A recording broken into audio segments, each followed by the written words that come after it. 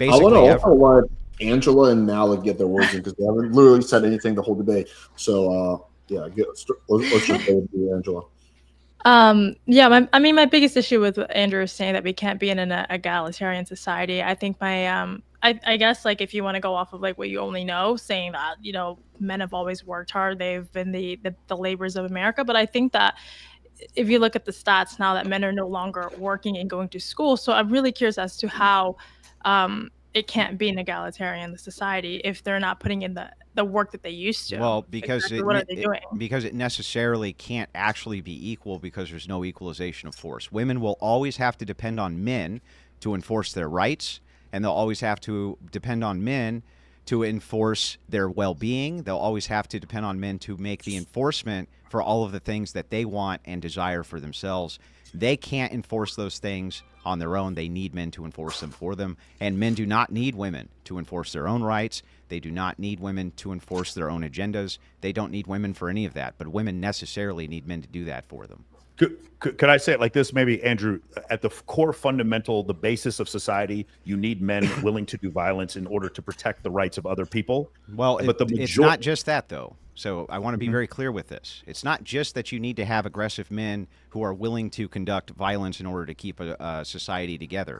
It's that fundamentally, women must depend on men to enforce their rights, period. Got it. Period. They have to. So egalitarianism, I think, even as a proposition, is false. I don't even think it's possible. I think from a foundational level, it's always going to be patriarchal due to this gap. And philosophers have talked about this for, basically 1,000 years. So have biblical theologians. And it's one of the huge gaps when you're talking about egalitarianism. How, for instance, Angela, how do you enforce your own personal rights absent men? Absent men collectively assisting you in doing that. How would you do that?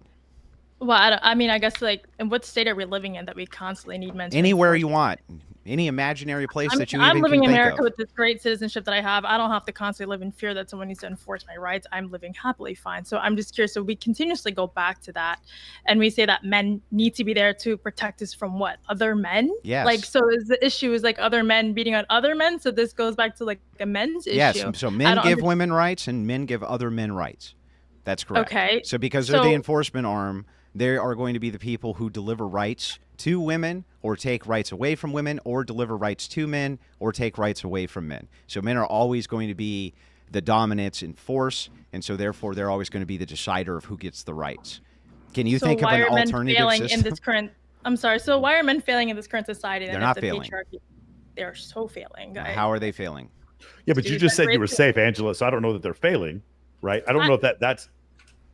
It's just right now, we like the way that society works. We have a whole it's men don't do anything. It's the massive institutions that we've created around our countries that ensure rights. You don't get rights from men. You get rights from the protections that the institutions of government have guaranteed you, right? There are men in all sorts of different countries, but the rights that women have afforded to them dramatically vary from country to country, regardless of what man is going to protect them. You might have the strongest male defender ever in Afghanistan, but it doesn't mean you're going to college if you're a woman there. And also just when you compare country to country and you're looking for like, what are the most successful countries? It's not the ones with the most alpha men or the most manly men protecting the rights. It's generally you're looking for things like, do women have access to birth control, and are they participating in the economy? So I don't know. It's just like, it's a very crude argument. Well, there's a bunch of things that are kind of smuggled in there, right? So the first thing is kind of smuggled in is you talk about institutions being the protectors of rights. Institutions are just a coalition of people, individuals. They're going to rely on the enforcement arm also of men. You say it's not masculine men who are defending these rights. However, it is masculine men who are in the military, in law enforcement, things like this, who are the enforcement arm of these rights, who these government institutions rely heavily on in order to enforce what their will is. So it always does come down to enforcement. Do you think then that the countries where women have the most rights are the countries with the most masculine, strong men? So they're not mutually exclusive or non-exclusive. I didn't say they're mutually exclusive. I'm asking because you make it sound like it's just strong men that grant rights. So does that mean that if I were to look at all the women's rights in the world, there's a problem there. There's a smuggle in again where you say strong masculine men are the only ones doing them. I'm just saying men is the default are the ones who are doing this. Wait, but why you say men are the default? Like, we can run that back a little bit more reductively. Shouldn't it be 6 feet or taller men? Like, don't all men that are 5'8" and lower get their rights from men that are 6 feet and taller? No. Why not? Because they don't have a non-equalization on force. A 5'8" person can defend themselves against a 6-foot person. If they're In men. general, do you think that's true? I think that there are some advantages, but if you're going to do that, then on average, Well, no, not we some have advantages. I'm hang saying on average, if we look But at if you're gonna do combat that- but sports if you're with gonna no do that- weight classes, hang you on. think 5'8" men are defending Well, themselves hang on. against So 6 if we're foot going to men? use averages, then let's use averages and say that we have an average for a reason because most men are inside of that average, right? So if that's true, then most of the men who would be falling in these jobs are going to be within that average, Destiny. So who Sure, but cares? I'm just asking if we run this all the way back. So any man that's below the average height, any man that's 5'9" or lower, their rights are also being defended by men that are 6'2" and taller. Well, no, that wouldn't be a direct correlate for equalization because men who are Why 6 not? foot, because men who are 6 foot, there's far fewer of them than men who are in the average aggregate. So therefore, the force equalization is different. However, if you're looking at the force differential from men to women, the average is so lopsided that even weak men can generally defend themselves fairly well against strong women. If you want to do force equalization there, then shouldn't we be looking at people that prefer a heavily patriarchal society versus people that prefer a more egalitarian one? And the force equalization for women on the egalitarian one would be probably that most men would side with that over the ones that want the heavily patriarchal one? Yeah, but that would go with my point, which is that men are the ones who are the rights givers. But men aren't just the rights givers They there, because are. a coalition of 5'9" and shorter men with women are probably going to defend rights more than a coalition of 6 foot plus alpha but men. the distinction there is that you and you said it yourself, it would be a coalition of men and women, but it'll never be women. So it'll always and have it'll to never be be men. 5'8" and lower men, I don't think, No, right? it will always be. The default will always go to men. Men can always enforce their rights Okay, so collectively. you just and want to women arbitrarily cannot. cut it off at just men, but not go into any of the delineations. I just went within into groups of every men or the- delineation with you. Which one would you like to go into? I mean, I already said it. I think that you could argue that like taller men are the ones that run society, and shorter men only exist in society essentially at the behest of larger men. Basically. Yeah, but we just covered this. That's true. You could say that, but if you're looking at an average, then you're saying that the men who are outside of the average are fewer in number than the men who are in the average. So they're outnumbered. So I don't know what your point is. I mean, it could be the slightly taller men could probably take on 1.5 shorter men. I'm sure we could find some average where 30% of men in society can run the other 70%. And it's still just like men. nobody looks at. And it's Yeah, still I think men. Sure. That's the Yeah, point. it is men, but now I'm going into height. But you want to go back on just the man, the fact that it's like the man thing. But again, and to go very broad, because now, I mean, I feel like we kind of see how ridiculous the argument is, and just like saying just men, just men, just men. I haven't heard you refute it. Broadly speaking, right, it's hard to refute because it's almost unfalsifiable because you're talking about half the population of the planet, right?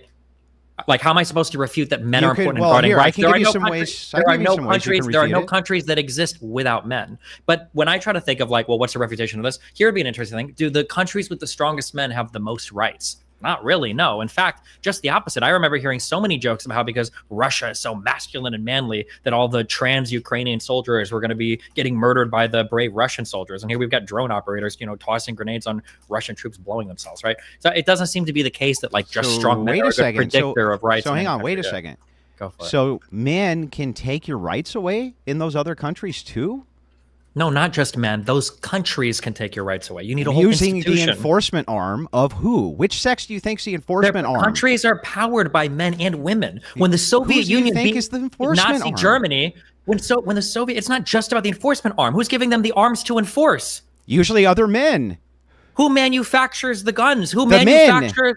Do you Okay, think that so there's when- female gun makers all over the world or what? Yeah, bro? who do you think was working production in World War II when all of our men were going overseas? They weren't designing the guns. They were literally on an assembly line putting a fucking screw in a fucking piece of metal. They weren't designing weapons. What world do That's you live great. in? And at the end of the day, both jobs matter. You could be the best engineer in the world. If you don't have somebody building your shit, it doesn't fucking matter. Yeah, that's right? nice. Women can be a labor force if men allow them to. That's Sure. fantastic. And what I'm saying, you can say if men allow that, however you want to say it or whatever, but the reality is at the end of the day, it's not just men, right? You need both halves of society working together to actually fucking accomplish anything. So there is no society or country that's like, you're smuggling Okay, in smuggling, just yeah. men again. You're smuggling in Okay. just men. What I'm saying to you specifically is that men are the enforcement arm, and nobody's building shit if men say no. That's what I'm saying. Women aren't going to be able to go to men and say, no, you know what? We're going to do it anyway if men don't want them to, Destiny. That's the distinction. Well, I disagree with what you're saying because I understand what you're saying. It sounds great on paper, but if we again look at the stats right now, the suicide rates are up. Men are dying. Men aren't going to school. They've dropped out of school during COVID. Yeah, but hold on, Angela. The point of the 7.2 patriarchy go wasn't ahead. to just do the point of the what do you say in the patriarchy? It wasn't that all men do better. Because I've heard this argument before. Yes, men are going to commit suicide more because there's men at the bottom of society that are not benefiting from this patriarchy. Right? Does that make sense? So I've heard the argument before, but like the idea that men are suffering isn't really the reason why the patriarchy isn't working. It's like the point he's trying to make is Andrew's guys, tell me if I'm wrong here.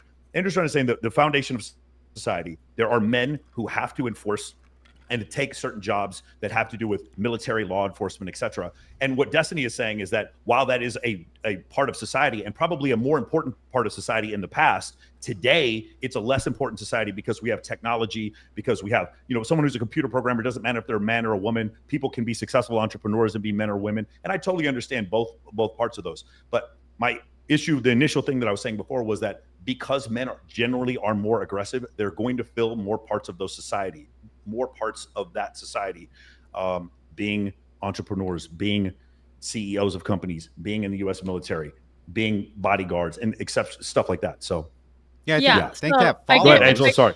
No, sorry. Yeah, so I mean, I hear everything you guys are saying, but this all sounds like it's just like labor force jobs. But meanwhile, like the society is thriving off of multiple things that doesn't require you to just be like a fucking barbarian. So I don't understand why we continue to go back to the state of mind. Because both things are important. Because both things are important, but it's completely just highlighted the fact that it's only men. But if you really look at it, women are thriving in it. Women are working more. 7.2 million men aren't working. So what are those men doing that they're contributing to the patriarchy that's so important that men can't enforce those guys who aren't working, who aren't doing shit? So I'm confused. Wait a second. Women how. are only able to work in modernity the way that they are because men maintain Because the of entirety men. of the infrastructure inside of every single nation on the planet.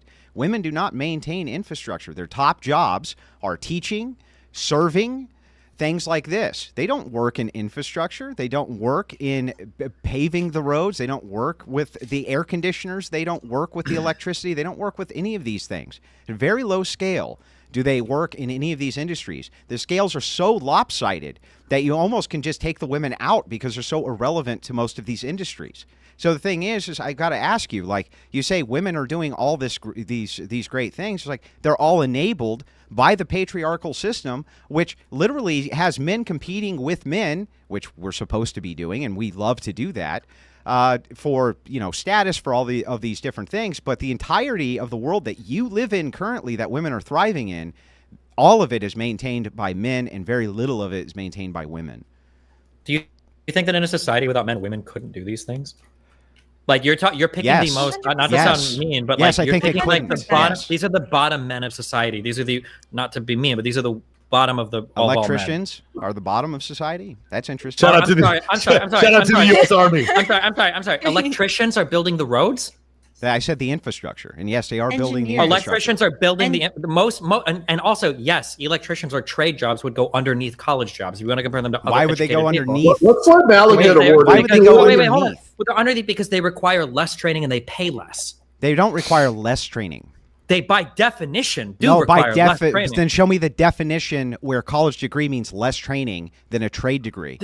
Because typically trades are something that you can train into in a shorter period of time than a more specialized college degree level No, job. in fact, to go from a journeyman to a master takes many, many, many years of training, Destiny. A college, you're comparing a master. We're not talking about a 4-year degree grad holder as being a master. Who do you think makes more money, a master software engineer or a master electrician or carpenter?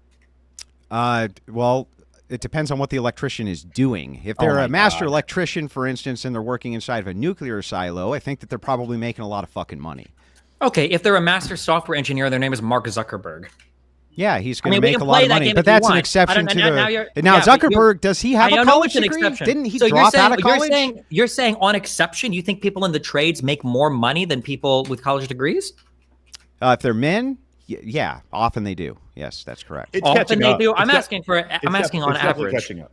It's definitely catching up because what's happened is the labor force is not really there's a lot of men out there that are not working, and we had Waller on our show, Justin Waller, and he talks about like when he has union people that come on to work on some of his building sites, his construction sites, those guys, he would take those over a master's degree 100 times out of 100.